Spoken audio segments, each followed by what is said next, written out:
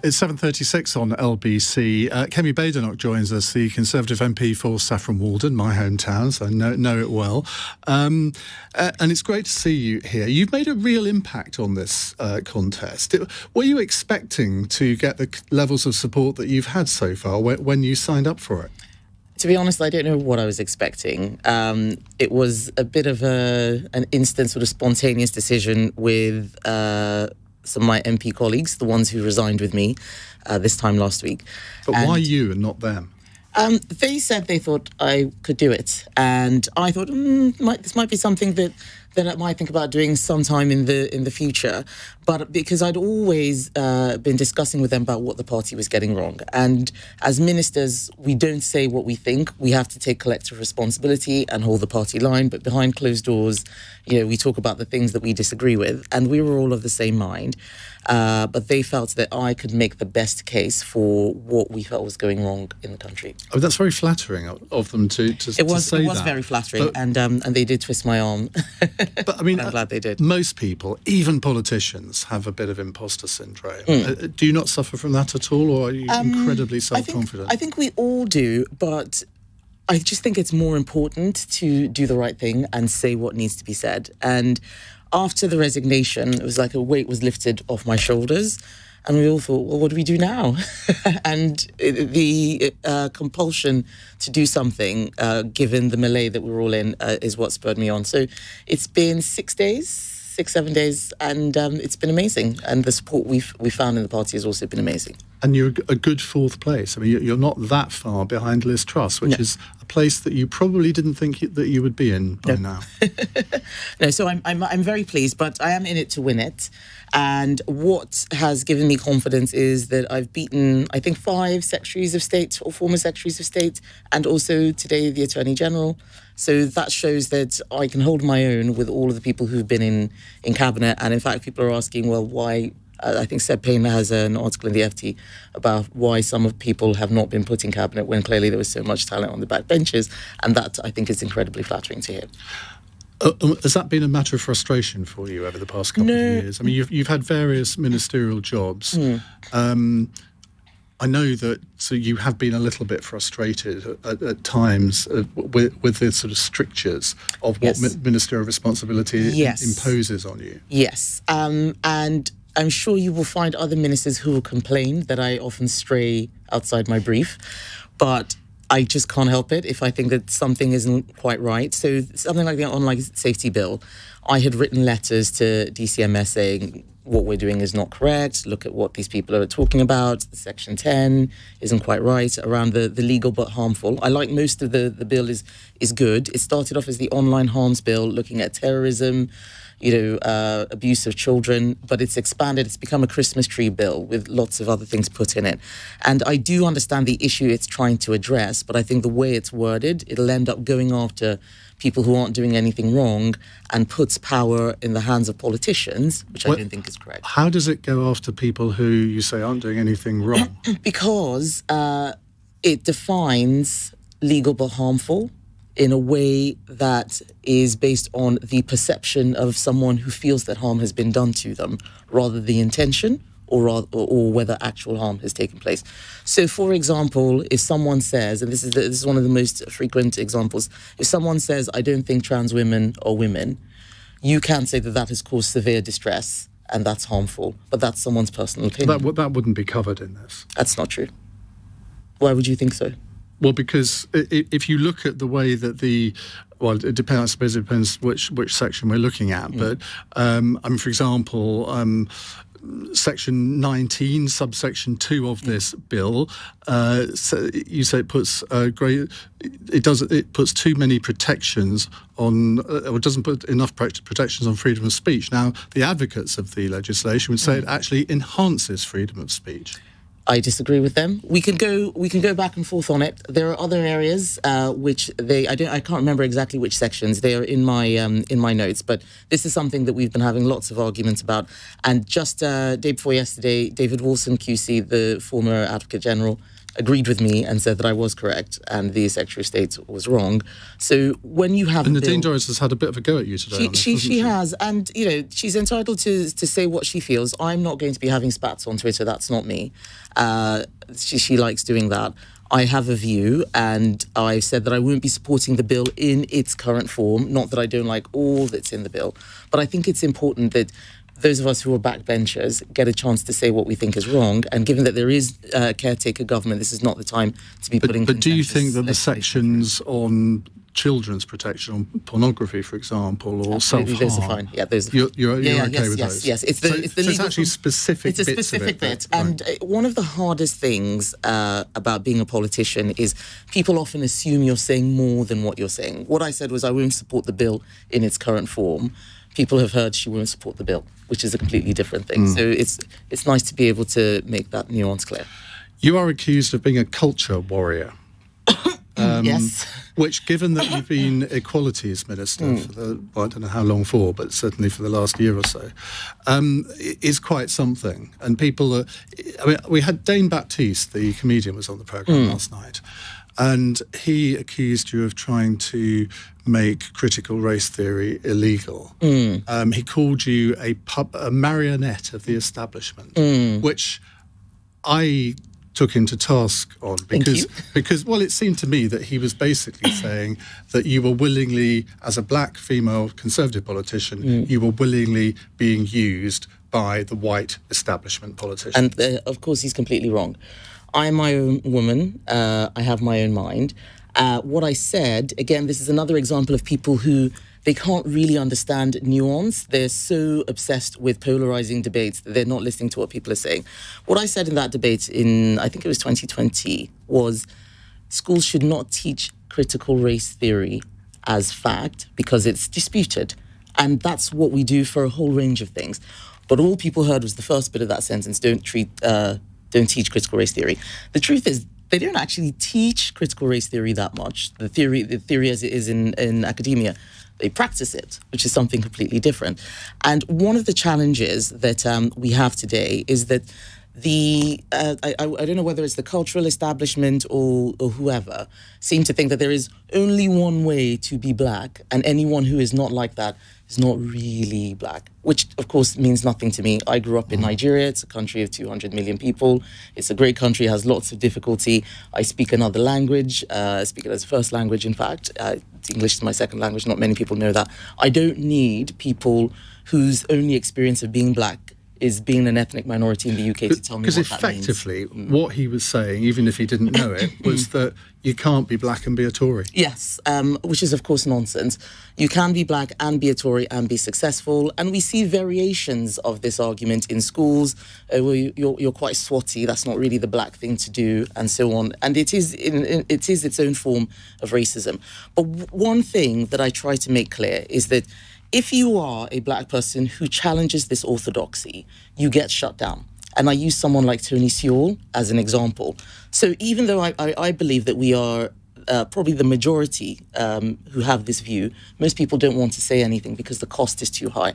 Tony Sewell had an honorary degree removed from Nottingham University, withdrawn rather, because he said the issues in this country are less to do with race, but more to do with deprivation. And that drove people mad. They misrepresented him. That's wrong.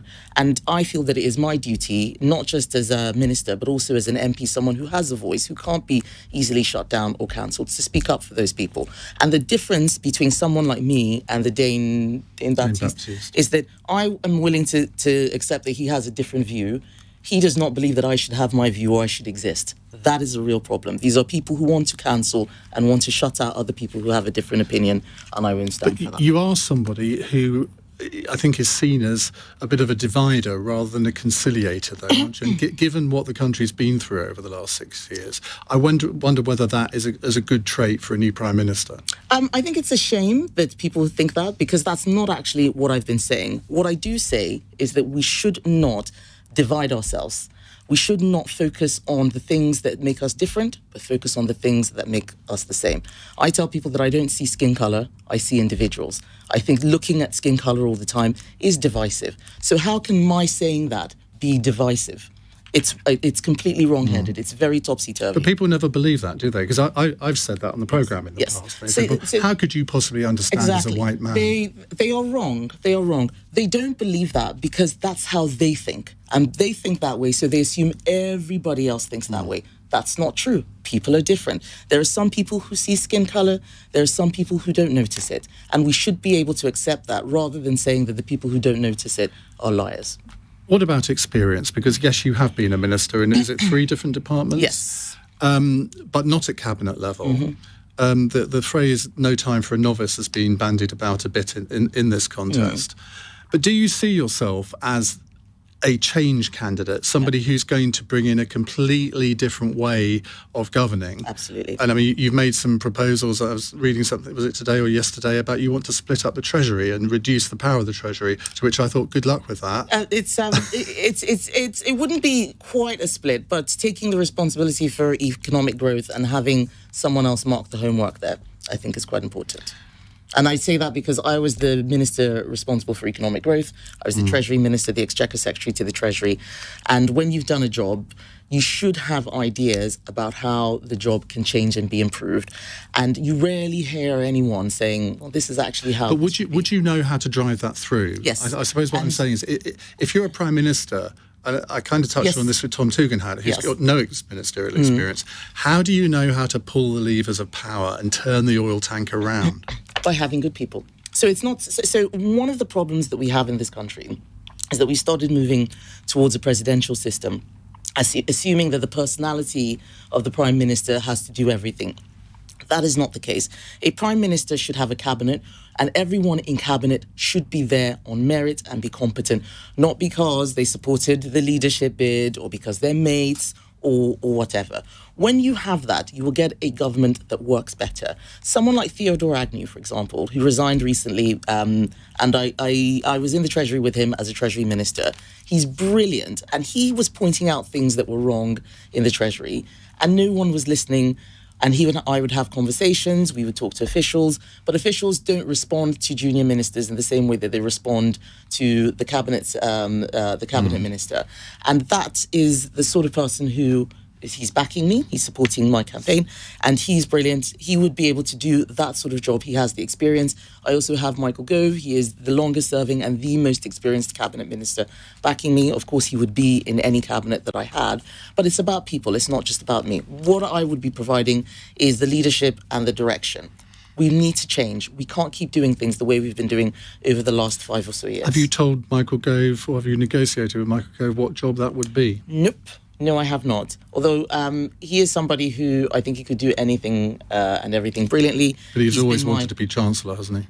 I don't know. I don't know if he has always wanted to be Chancellor. I know he wanted to do. I know he wanted to do education, which is when we became friends. But he is a friend of mine, and I'm very happy that he's. The Times is saying that Suella Braverman, who dropped out today or was eliminated, will back Liz Truss for the Tory leadership. Are you disappointed that you haven't got her support? I am disappointed. Suella and I are friends. Friends with Tom Tugendhat as well. Rishi and Liz were my senior ministers, so it's all very close to home. We're all friends. We're part of the Conservative family. So every time someone supports one person, there's another person that's been let down. But I am in it to win it. I think I have something different to say, and I know that people want to support the person who they think is most likely to give them a job or who has just been there longest. That's the easy thing to do. The tough thing to do is to take a risk and try something different. And that's what I'm asking my colleagues to do. Right, time to take some questions. 0345 6060 973. It's 10 to 8. LBC, Nick Ferrari at breakfast. Stuart, now Lord Rose, Conservative peer, phenomenally successful businessman. Who do you think would attract the business vote of these Super Six still in contention? I'd back Rishi. He is competent. He has been around in government. He does have a big brain. He does understand the need for us to get our economy back on track. Years of inactivity by a Conservative government. Did you ever consider leaving the Conservative benches, Stuart? Well, I have to tell you, I've looked at myself in the mirror from time to time and asked myself, can I support what is going on? I'm not very comfortable with the right-wing turn of this government. Nick Ferrari at breakfast. Back tomorrow morning from 7. Listen on your radio and on Global Player. LBC. Ian Dale on LBC. Kemi Badenoch is with me. She is in 4th place at the moment, I think I'm right in saying, in the league table of the Conservative leadership contestants. Got 49 votes today, 9 more than in the first round. And a lot of people are saying, well, she is the one to watch. She said twice on this programme so far, I'm in it to win it. Well, let's test that out with some calls. Let's go to Delroy, who's in Brixton. Hello, Delroy. Hello, Ian. Thank you very much for having me on. And God bless you, Kemi. I hope you win. I think you're the best candidate, whether or not but it's in God's hands. But I just wanted to ask you a question. I am disabled, and as an equalities minister, Kemi, if you were to get the top job or even close to the top, can you make any undertakings, please, for those of us out here who are on fixed income disability benefits, who've got 3.1%, as you know, in the previous April annual increase, is nowhere near the prevailing rate of inflation. Is there any way that you can make some undertaking that we can look forward to a better future, given that we will be having fuel price rises, and it's just we've got nowhere to turn. We can't go and get another job like a lot of people who are able-bodied can. So can I ask you that? Yes, you can. First of all, thank you for your very kind comments. And secondly, you are absolutely right. People like you who are on fixed incomes are most at risk from the 9.1% inflation which we have. And it is a point which I have made multiple times that even though I am somebody who believes in cutting tax and making sure that we reduce spending in those areas where we shouldn't, people like you who are on universal credit or on disability benefits do need a top-up to keep up with inflation. And that's something that I would certainly be looking to do. I think you're right. And I think the immediate issue we need to resolve is this cost of living crisis. And I would do everything we could to help you. OK, Delroy, thank you. Chris is in Richmond. Hi, Chris. Good evening, Kemi. Good evening, Ian. Kemi, you talked about in the speech about reducing or removing superfluous support staff and peripheral activities in schools. I've got 2 children, one of whom has special needs, another one has dyscalculia. Which support are you going to take away from my children and other people in the borough of Richmond? We already have a massive deficit. Neither of them. I don't think, and I will apologise, I don't think I expressed what I was saying as clearly as I possibly could have. The point I was making was that government does too much. And I think that teachers also do too much. When I speak to the teachers in my schools, in my constituency, I'm overwhelmed by what they have to deal with. And I think that if they didn't have to deal with so much, they wouldn't need all the support staff that they've got at the moment. That was the point I was trying to make. But I think it sounded to many people like I was saying we need to get rid of support staff. That would be crazy. I see the SEND needs. We have SEND needs are increasing exponentially. That's absolutely not something that I would be looking to cut. But it was more about the burdens that we're placing on teachers and on schools. It's I speak to so many people who work in the education sector, and I am concerned about the workload and the worries that they have. Chris, are you reassured? Not at all. What does she mean by the word superfluous? I mean, my school teachers are working have worked extremely hard during COVID. There's a mental health crisis in schools. They can't keep teachers, particularly young ones, because they're not paid enough. What on earth is the word superfluous? Can you name me a single job in a school that needs to be cut? An example of a post that you would cut tomorrow if you were made Prime Minister, Kemi? So again, the point I'm making is that we are giving teachers too much to do, and that's why they need the support staff. If we didn't do that, then they wouldn't need so much support. That's what I mean. It's about the burdens that we're placing on public sector workers like teachers. Chris, thank you very much. Let's go to Clifford, who's in Lewisham. Clifford, what's your question, please? My question is, as a person who comes from an Afro-Caribbean background and remembers the debacle of when John Taylor wanted to become the very first black Conservative MP. You're going back a bit now. Yes, that's how old I am, and I was following 30 years ago.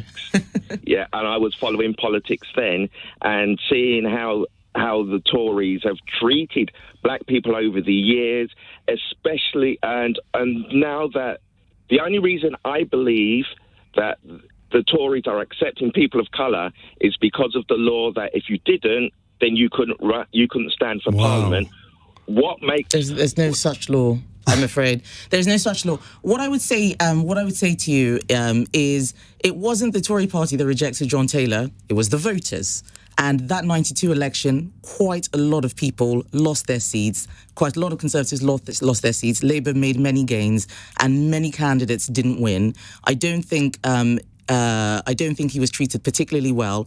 But the voters had the say. Actually. Sorry? I think he lost to a Liberal Democrat. Lost to a Liberal Democrat, and we didn't win that seat back with white candidates until 2010. So I think there's a lot more nuance than that. How have you found it? But let me just finish, Ian.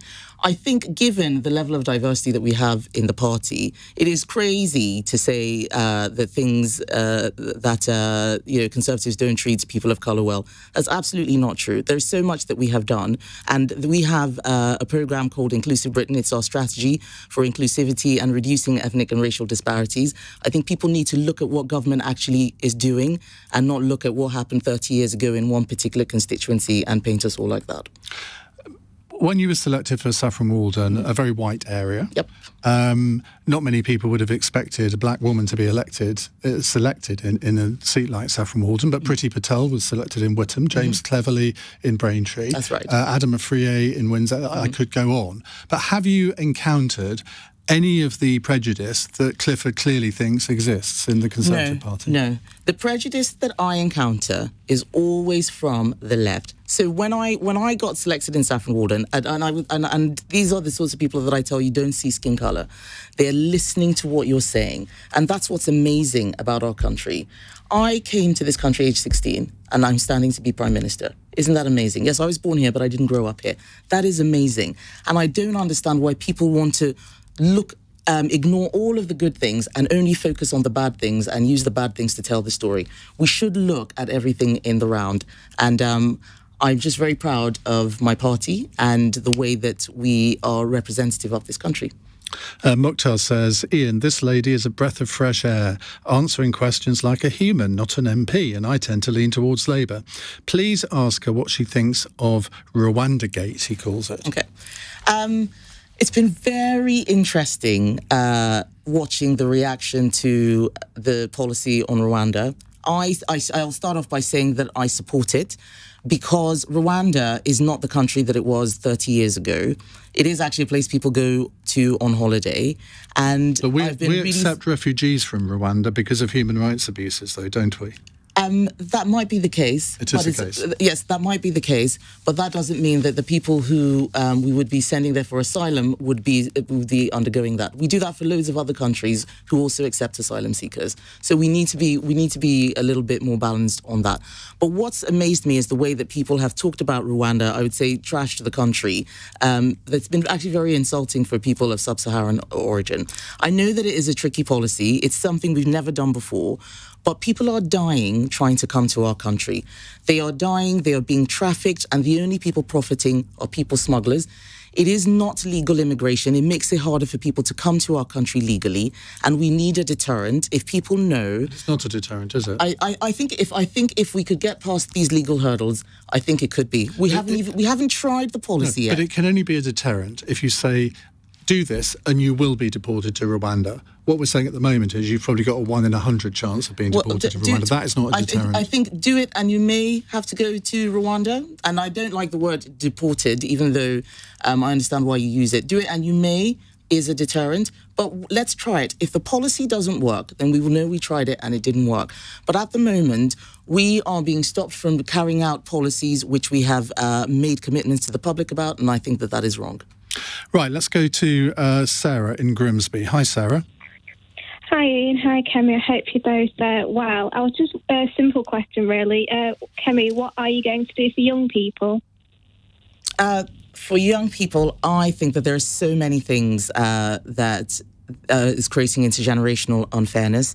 I think it's many young people will probably look at my party and think that we only ever do things for the elderly, and I really want to turn that around and show that it isn't true. I think for many young people, the issues that concern them are housing, being able to either afford rent or buy their own home. So trying to reduce the cost of housing is absolutely critical. I think that requires building more homes, and we've been doing quite a lot of work in the department that I just left around tackling How many of issues your in the private constituents in rented Saffron sector. Walden would like more homes in their green, leafy countryside? Quite a few, but what they don't want is paving over countryside without infrastructure. They want beautiful homes that are in keeping with the community, because their children are also unable to buy there. And Saffron Walden is a town in all of the constituency. The constituency is named after it, but it is absolutely huge. And there are so many people in other areas like Takeley, for example, or even the Chelmsford end of the constituency, who do say they would like to see more housing. What I don't want is housing targets. I think that we can do something better in terms of showing how we can build in a way that a community will accept, rather than top-down planning. Sarah, thank you. Faz is in Finchley. Hello, Faz. Hi, Kemi. You're sitting down in front of Vladimir Putin, staring him in the eyes, and you have to tell him that he has to stop what he's doing. Without any experience, how would you possibly deal with not only Vladimir Putin, but the president of China, the ruler of Saudi Arabia, and all these people? How would you possibly tell these thugs and rulers what to do? You say without experience, but the truth is virtually nobody has experience of doing that. So I don't think that counts against me. If the question you're asking is how would I engage with senior ministers or heads of state in other countries, that's something that I actually do have experience of. I was at a G20 summit last year. I had very good engagement with people from lots of countries, ministers from lots of countries around the world. But you look at what happened with Emmanuel Macron. He sat in a room with Putin, far away at the end of a table. He looked him in the eye, and nothing happened. And the truth is, people will only respect you if you show that you are someone who is serious, someone who is telling the truth, and someone who has the resources to deal robustly with them. And that's why what is more important is making sure that our country spends enough on defense, that we look after our borders, and that we continue to maintain good relations with our allies. And that's the sort of thing that Vladimir Putin would respect, rather than knowing that I sat in a room with other leaders before. A few quick-fire questions for the end. Okay. Yes or no answers. Scrap the BBC licence fee. No. Scrap Channel 4 privatisation. No. So, but these are all nuanced positions. There's a charter renewal around the license fee. So let's see. But I'm not somebody who wants to scrap things just to annoy other people. If the license fee is not, sorry, I know you said quickfire. If the license fee is not working anymore, let's look again. But as of today, no. Okay, well, let's privatisation, yes. Let's talk about something to unscrap. Okay. DFID, would you recreate that as a separate department? No. I think that would just be more upheaval. It works well in the FCO. Let's just do it better. Your worst mistake? Can't remember. This has been the one that everyone's had a real tricky. Tom Tugendhat literally sat there for about a minute and couldn't think of anything. There must be something that you can remember. I would need to think of something that I really regret, and it's not coming to me. Okay. If you drop out, who would you then support? Who have the others said? Has anyone said me? Nobody said anybody. If you say somebody now, you'll be the first to say anybody. Well, let's see how we do after the debates, and then I'll know. See, I think you were just about to say it, and then you pulled back. No. That's not quite the case. Different candidates have different merits, and you were talking about Suella supporting Liz. I'm not sure that she would have been able to answer that question until just when she did it. There is all to play for. They are my friends. Both Rishi and Liz in particular were my senior ministers. I don't want to make one jealous, so I probably know, but I won't say. Okay, it sounds like one of those two anyway. Say something nice about Keir Starmer. He seems like a really nice family man. I think that's quite sweet. Your favourite karaoke song of choice? Final Countdown. We do carpool karaoke with my children when we're driving to and from the constituency. You see, if we were having this conversation 20 years ago, I wonder whether David Cameron or David Davis would have had a favourite karaoke song. But you all have so far. And finally, your sporting hero. My sporting hero? Ooh. I'm not a big sports person, so let me think. What sporting moment have I really loved? Do you know what? It is, and now I've forgotten her name, Simone Biles. Okay. I think she's amazing. Kemi, thank you very much indeed for joining us. The very best of luck. Now, in a moment, we're going to get your reaction to these last two interviews with Tom Tugendhat and Kemi Badenoch. And we're going to talk more about Liz Truss. We've covered Rishi Sunak and also Penny Mordaunt earlier in the week. So tonight, I want to know whether you think Liz Truss would make a good Prime Minister. If so, why? And if not, why not? It's 8:05.